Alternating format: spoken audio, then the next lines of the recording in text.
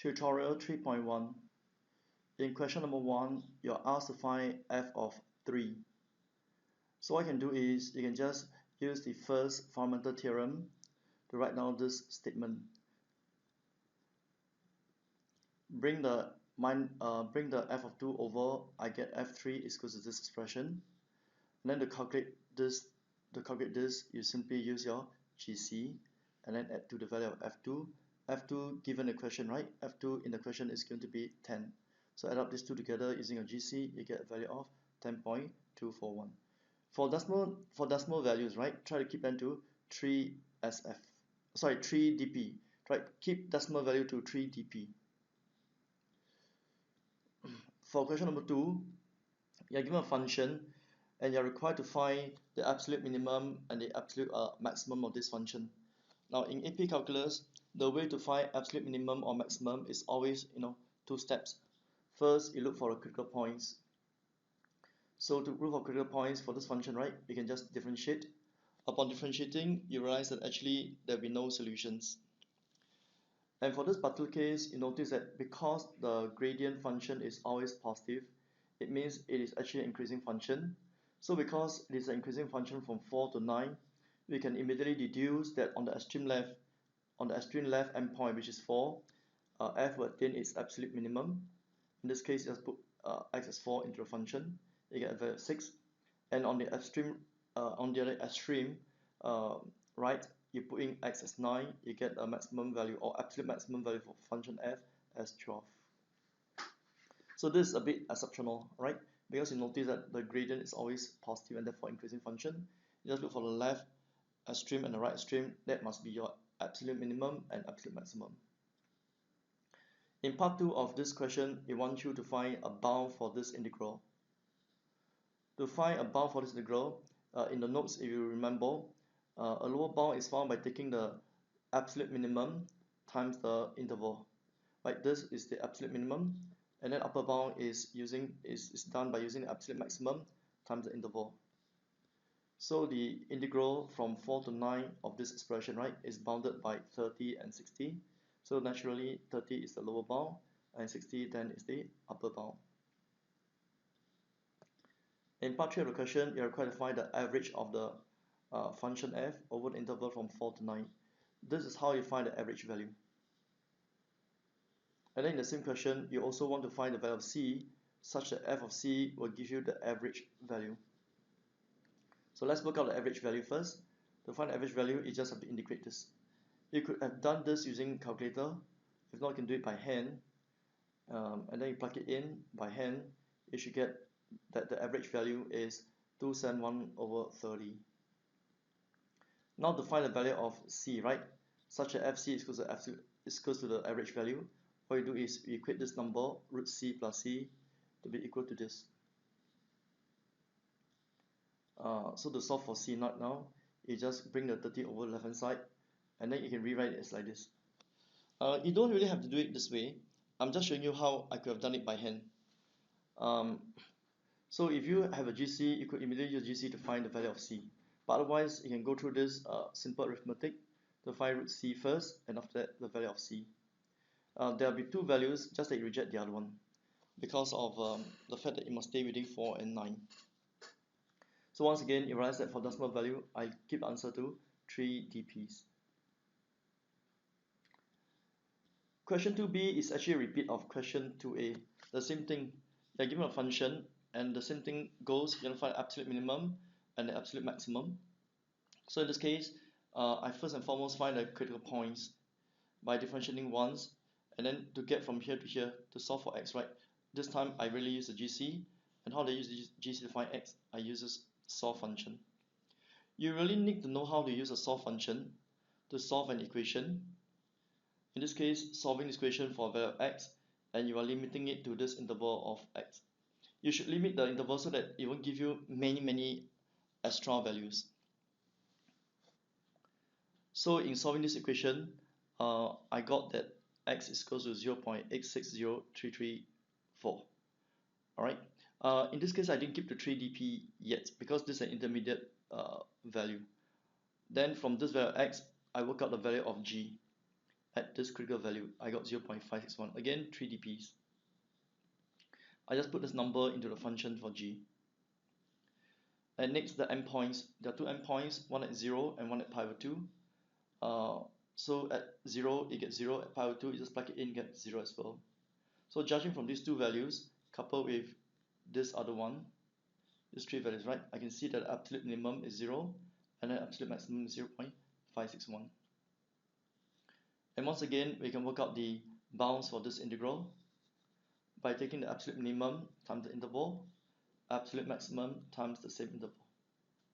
And then you will get that the integral is bounded below by 0 and above by this number. You could just work out this number entirely, using calculator. You need not have done it in terms of pi. And now you want to find the average value of the function over the interval from 0 to pi over 2. This portion here, I have simply used the calculator. I just key this in the GC. I got a number of 0.363, again 3 dPs. And then once again, to find the value of C that gives you the average value, I equated this, which means on the left hand side, right, this is C cos C equals 0.363. And once again, I use the GC to solve, and I got two values of C. Right, the GC that why I key in the GC is this. Okay, to solve this equation, right, I key in the GC this function. Now I key in this entirely. I'm just trying to show you that you could just key in this entirely without working this out. Right, you could just put this as 363. Alright, could I put it as 0.63 for this whole thing instead of this integral, but I chose to put integral to be very accurate. And once again, it's the solve function that I've used to get these two values of C. And that's actually question number 2. Question 3 is actually application of the second theorem. So in the second theorem, right, if you're differentiating an integral, bear in mind that this is x, right? Then it's just simply sine squared replacing the t as x. This is the second theorem. 3b is the same. In the case of 3b, again, you apply the second theorem, you just replace the t with x. For 3c is a little bit of a trick that you want to see here, that now it is from minus x to x. So what I've done here is I've broken out this integral into minus x to 0 and then 0 to x. And then I flip this integral around by putting a minus outside. And now I apply the second theorem. Second theorem say it become e to the power of minus, replace the t with minus x, we have 0, right? And then you need this extra step of differentiating the minus x. And for the other side, it simply just put t as x. And then upon tidying up the arithmetic, right, you get 2e minus x squared. Right, so 3c is still not too bad, because although it looks different, but you just need a simple trick. For part D, right, for part D, now it's actually the case where you have 6x. Again, you turn the limits upside down, the other way around, 1 to 6x. And then you can now apply the theorem, replacing the t as 6x. And the extra thing you need to do is just to differentiate the 6x. And I give you 6.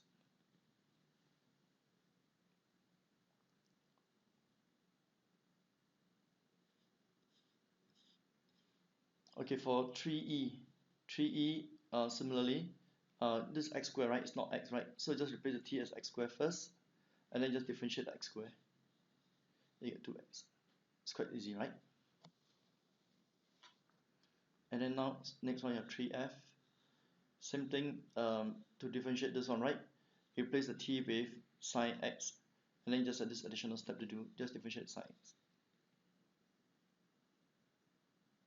Right, so these are the 6 parts of question number 3. For number 4, right? Number 4, the way to do number 4 is you got to do it by substitution. So what you can do is you're going to let u be 2x. Right. So in doing by substitution, you must change the limits and must also change the differential. To change the limits is like this now. This means x ranges from 2 to 4. When x is 2, u is 4. When x is 4, u is 8. And then to replace the dx, right? Dx is replaced as dx du times du. Say again, dx, right, is replaced as dx du times du. And dx du, judging from here, right, dx du is how much? If you differentiate x with respect to u, you get half. Right, half. So if all this thing, you just plug it in, right? 4 to 8, the function, and then dx du times du, right? In place of dx du is actually half. You bring the 2 across, you get a value of 10. So that's why the integral of this thing becomes 20, which is answer D.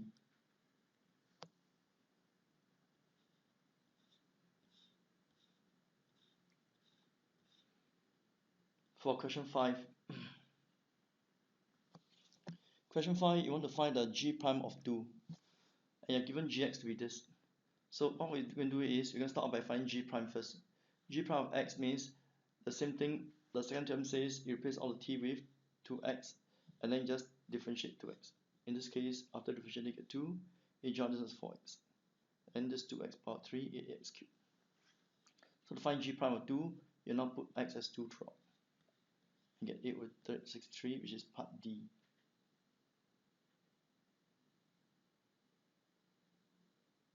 Oh, not D, it's E. This is E, sorry. This should be E. Right, this should be E. Right, bear in mind, this should be E, not D, okay? E. I wrote wrongly, it should be E. I just realized it. It's E. Okay. Now for question 6, right? For question 6. Um, for question 6, it is somewhat similar to like number 1, you know. Again, we apply the first theorem. The integral from 2 to 8 of this function is equals to the difference of the antiderivative 8 and 2. And then you ask to find f of 8, you just bring the minus f2 over to the left hand side, you get this expression. And then to work out this expression, right, you simply use a GC. And upon tidying up, you get a value of 5.708. And this is actually C, correct?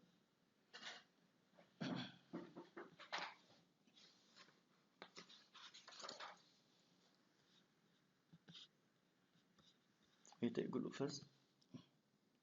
That's number 6.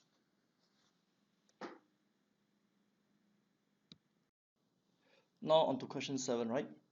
In question 7, you're given a graph of the function of f, and then another function gx is defined in terms of the function f in this manner. Part A of question 7 has itself has 4 parts. First and foremost, to find g of 4. Based on the definition of gx, it means integration from 2 to 4 of ft. So based on the graph, right? Based on graph, it represents the area under the graph from 2 to 4 of the graph of function f. So from 2 to 4, right? To find area from 2 to 4, you just apply the area or triangle formula. The base is 2, right? From 2 to 4, right? The base is 2, the height is 4. So half times base times height, which is actually the area on the curve in this case, is in this case 4. To find g of 0, so again, the definition of g means it's from 2 to whatever. So 2 to 0, right? I turn it over to become 0 to 2, I add a minus sign here. So the integration from 0 to 2, right, is actually a quadrant. So it's 1/4 of a circle. So that gives you, in this case, minus pi. And then ask to find g prime of 2 values. Now going back to the theorem, right? Because gx is defined in this manner, g prime means you differentiate this right hand side. According to the second theorem, right, this one becomes just f of x. So g prime is actually f of x by the second theorem. So then you ask to find g prime of 4. G prime of 4 means f of 4. F of 4 from the diagram is just 4 because 4 maps to 4. G prime of 5 means f5, and f5 from the diagram, right, is actually 0. For 7b, it asks you for an interval where g is decreasing. The function g is decreasing, right, when the gradient, which is fx, is negative. So judging from diagram, right, fx is below x-axis or negative from 5 to 6. From 5 to 6. You want to realize that in this case, I include both 5 and 6. And next is to look for interval where g concave up. A function concave up when the gradient of the function is increasing. So gradient of g in this case, right, g prime is actually fx. So look for an interval where fx is actually going up. So from graph, right, fx is going up from -2 to 0 and also going up from 2 to 4. That's why g concave up on these two intervals.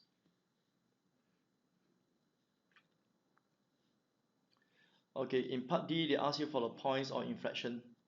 Inflection points are points where the g double prime, in this case g double prime, in this case will be f prime, okay, where the f prime changes sign. So where are the points where the f prime changes sign? At the point 0, you realize at the point 0, right, on the left the gradient is positive, on the right the gradient is negative, so there's a change of sign of the gradient of this one, right? Because g double prime in this case f prime z. So look at where f prime changes sign. At 0 it changes sign. At the point 2, right, f prime changes from negative gradient to positive gradient. At the point x to the 4, f prime on the gradient, right, the gradient of f, right, changes from positive to negative. So at these three spots, right, at these three spots, the f prime changes sign, which therefore means at these three same spots, g double prime changes sign. So hence the inflection point for g are at 0, at 2, and at 4. And then when x is 0, you found earlier on, in the earlier part, you found that when x 0, your function is minus pi, and then 2, 0, and then 4, 4. So these are the inflection points of g. Part E, one has to find absolute minimum, absolute maximum of g. So to find absolute value, right, again, we find the critical points. Critical points are found by taking the gradient equal to 0, or when gradient is undefined, right? So in this case, gradient is actually fx. So fx is 0 at these 2 points, 2 and 5. At point 2, g2 is 0. At point 5, g5 is actually 6. So these are the critical points. Okay. Then next, look at the endpoints. Endpoints are 2 points at -2 and at 6. From 2 to -2, right? From 2 to -2 is actually a semicircle, just like need a minus because you have to change the limits the other way around to -2 to 2. See? That's why I need extra minus here. Right. Then g of 6 means integrate from 2 to 6. If you integrate from 2 to 6, right? You have one triangle that's above x-axis, and this triangle is below the x-axis. So upon taking the difference in this case, right, because positive area and then the negative area, you get a net area of 4. So these are endpoint values. So based on these values, right, 0, 6, and then -2 pi and 4, right, I can conclude that the absolute minimum of g is -2 pi when x is -2, and the maximum value is actually 6, and x is 5. You see, and x is 5, 6. Okay, let me make it smaller so I can see it better. You gotta pause for a moment.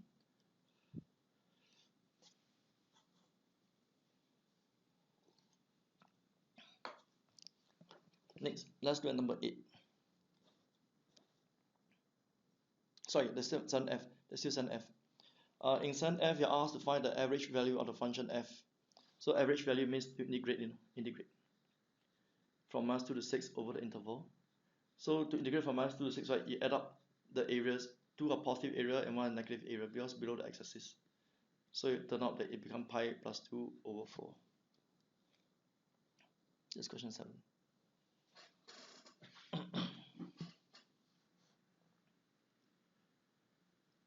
With this, can do number 8. For number 8, right? For question number 8, you need to have very good eyesight now to be able to see it now. Like I always try to make a 1 or n appear first. Then the rest of them, right? These are like the x's, you know. So I can see from here that this infinite, this limit of this, the limit when n goes to infinity of this series, right? It's actually the integration of this. You can try, draw this graph and divide it into n parts, and find area on the n parts. You find it's actually 1 over n times 1 over n, 1 n times 2 n, and so on and so forth. That's why I know it's the function x. So upon integrating this and evaluating this, I get half. Likewise for 8b, right? 8b, this again is the interval, and then judging from here, right? These are like the x. So I can see from here is x cube root x. To integrate cube root x from 0 to 1, I get this. Upon plug it in, I get 3/4. Likewise, again, this is an interval, and then this k over n is like the x. So it's x power 5. And upon integrating and putting the limits, you get 1/6.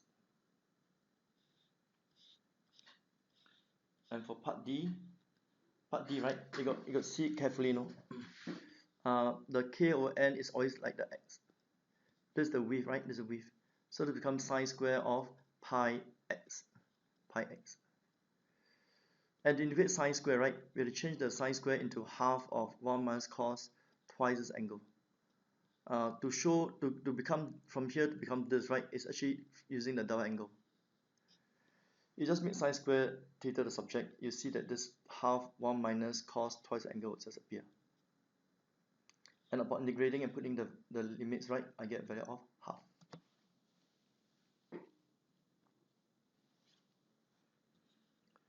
And then for E needs a little bit of trick, you know. So I must make the interval appear first. I need a 1 over n. To get 1 over n outside here, right, I have taken n square from here. Okay, I take out n square and square rooted just an n. So I got 1 over n outside already. So I left only an n, right? N over n is a 1. Then I over n is just here. And I over n is always usually the x. So this becomes integrating from 1 to x square rooted from 0 to 1. So just do your integration and put in limits. You get answer of this much. Okay, let me pause for you, like see better.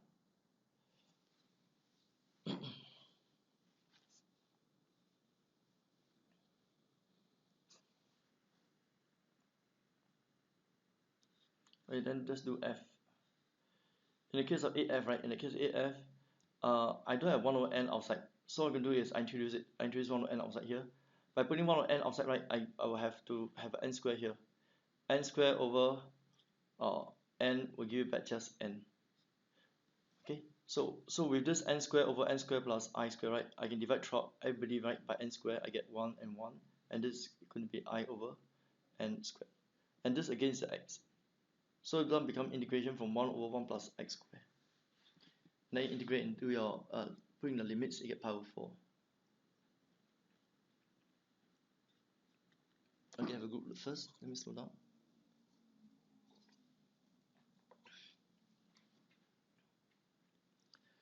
Let's do number 9. Okay, in number 9a, you have a notion of odd functions.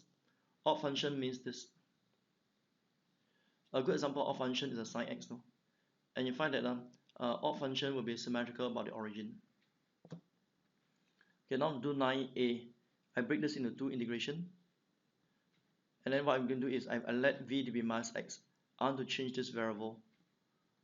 Okay, so when x is minus 1, your v is 1. You can see? When x is minus 1, v will become 1.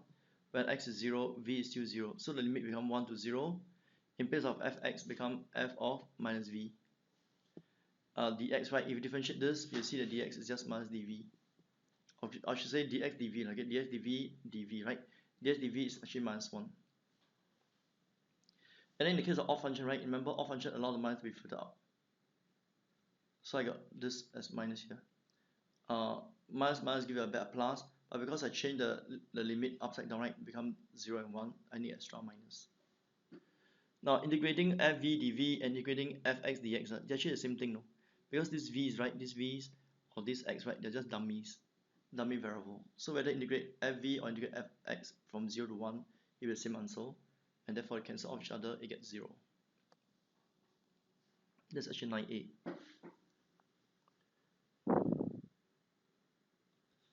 And now 9b. Oops.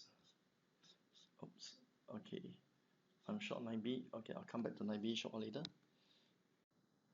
And now for question 9b, right? In question 9b, you have the notion of what's called even function. Even function means this. If you have an even function, you want to know that it's actually symmetrical about the y-axis. A good example is the case of cosine x. Okay, once again for 9b, right? Like the case of 9a, what I'm going to do is I'm going to split up this integration into 2 parts, from minus 1 to 0 and then 0 to 1. For this portion, right, I'm going to replace it with v, letting v to be minus x. This one becomes what? When x is minus 1, v is 1. When x is 0, v is 0. This is f of minus v. In place of dx, I place it as dx dv dv. dx dv is actually minus 1. And then because even function absorbs a minus, so it becomes just fv. And then this minus is used to invert this upside down to become 0 to 1. Integrating from 0 to 1 of fv or integrating from 0 to 1 of fx, they're actually the same thing because these are called dummy variables. So therefore, you get twice of this integration. Okay, let me put it here for you to see better.